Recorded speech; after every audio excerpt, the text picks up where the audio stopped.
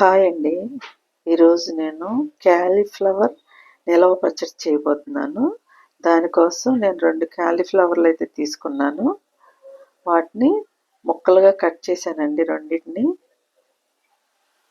కొంచెం చిన్న సైజే కట్ చేసుకున్నాను నేనైతే. ఎవరికి నచ్చినట్టు వాళ్ళు కట్ చేసుకోవచ్చు. కట్ చేసి వాటిని కడిగి పక్కన పెట్టుకున్నాను. పురుగులు ఏమన్నా ఉంటాయి కదండి, ఉప్పు నీళ్ళు వేసి కడిగి పక్కన పెట్టి నేను స్టవ్ మీద నీళ్ళు పెట్టానండి. అవి బాగా మరిగిన తర్వాత స్టవ్ అయితే ఆఫ్ చేసాను. ఆ తర్వాత పసుపు వేసాను. పసుపు వేసిన తర్వాత ఈ ముక్కలు వేసి కొంచెం 1 మినిట్ వరకు ఉంచి ముక్కలను అయితే బయటికి తీసానండి. తీసి నీళ్ళంతా వాడిన తర్వాత మనం క్లాత్ మీద ఆరబెట్టుకోవాలండి. ఈ క్లాత్ మీద ఆరబెట్టాను. నేను ఈ పచ్చడి చేసిన రోజు నాకు ఎండలేదండి, ఎండడానికి. సరే ఈవినింగ్ ఆరలేదని చెప్పి నేను ఆ నైట్ అంతా అలాగే ఉంచేసాను. తెల్లారికి చూసారా వాడిపోయినట్టు అయిపోయినాయి, బాగా ఆరిపోయినాయి. ఈ ఆరిపోయిన ముక్కల్ని నేను ఇప్పుడైతే కొలుసుకుంటానండి ఎన్ని కప్పులు అయినాయో. ఆ కప్పుతో నాకు 3 కప్పులు అయితే అయినాయి.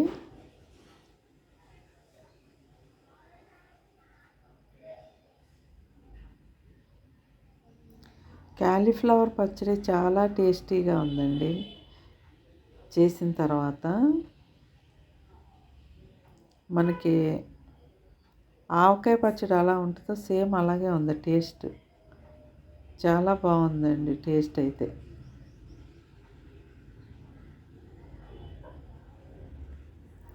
మూడు కప్పులు అయితే అయినాయండి ఆ కప్పుతో.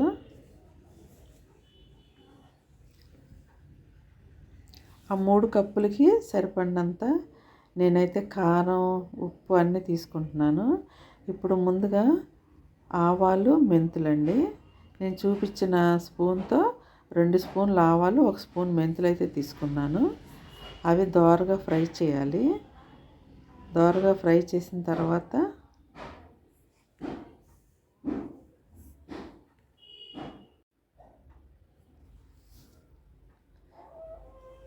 వీటిని చల్లారే వరకు పక్కన పెట్టానండి.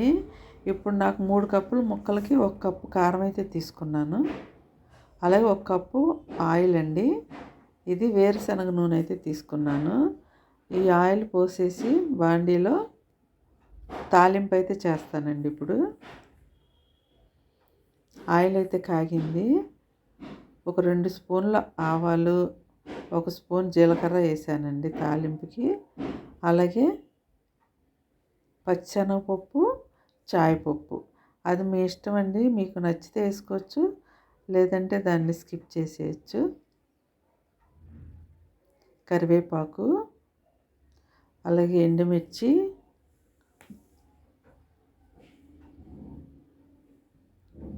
ఇవన్నీ కొంచెం దోరగా అయిన తర్వాత స్టవ్ ఆపేయాలి. మరీ ఎక్కువగా ఫ్రై అయితే మళ్ళీ ఆ వేళ్ళు ఎక్కువ మాడిపోతాయండి. అందుకని నేనైతే స్టవ్ ఆఫ్ చేసాను.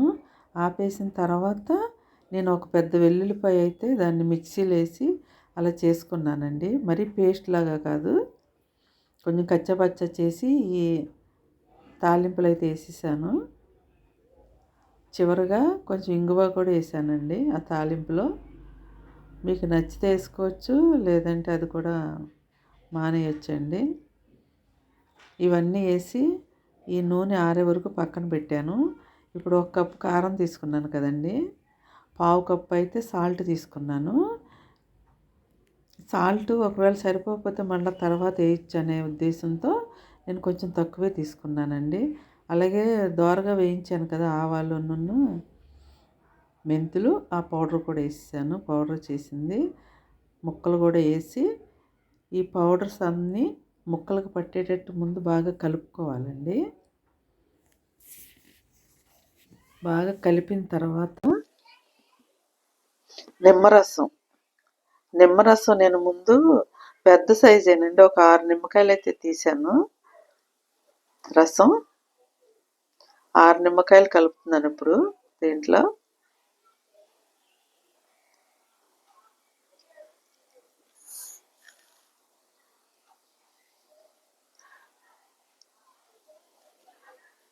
6 నిమ్మకాయలకి నాకు తడి అంత సరిపోయినట్లేదండి. అందుకని ఇంకొక 2 నిమ్మకాయలేసి మళ్ళీ పిండి పోసానండి రసం.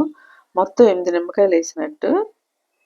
వేసిన తర్వాత అదంతా ముక్కలకు బాగా పట్టిన తర్వాత ఇప్పుడు ఈ పోపు ఆరిపోయింది కదండీ! నూనె చల్లారిన తర్వాత దీనిలో పోసేసాను.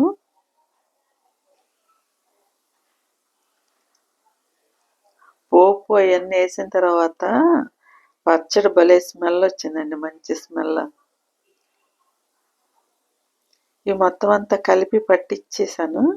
పట్టించి ఒక నైట్ అంతా అలాగా గిన్నెలోనే ఉంచానండి.